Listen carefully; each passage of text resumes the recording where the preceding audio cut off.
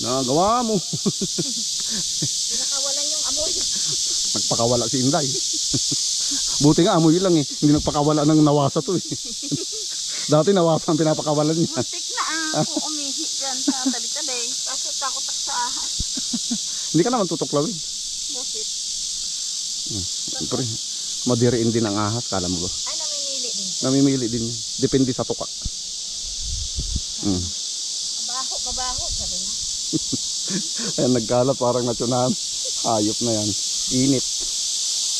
Maraming baon na tubig yan si Inday. Kala niya. Tumbahang puno pa dyan. Kasi sa bahay, ba't ka nagpapakapag? Nagutom. Anong kinakain mo? Ano meron dyan? Oh.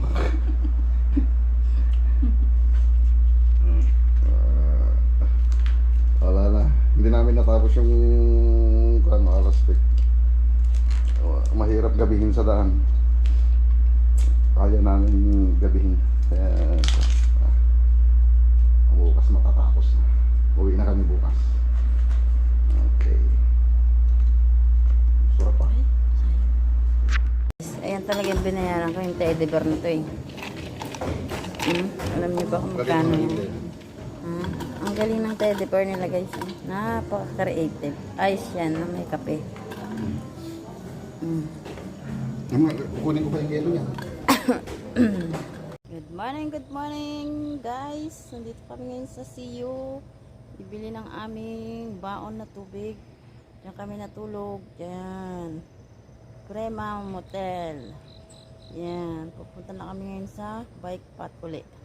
At bababihiin namin uli ang line ng 8 bike path na hindi namin natapos. At bumka.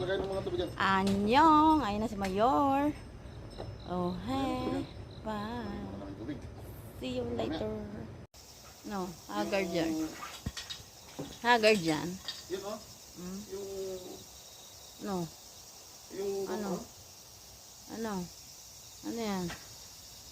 Natiraan ako ng gulong. Dito kami guys sa ano. Ewan ko kung saan na to. Gabi na guys. Ayan pa yung tatahakin namin. Paakyat.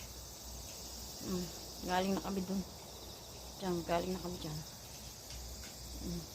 Nakahanap kami ng pwesto dito. Sa bus stop. O, diba? Mayor lang sa kalam.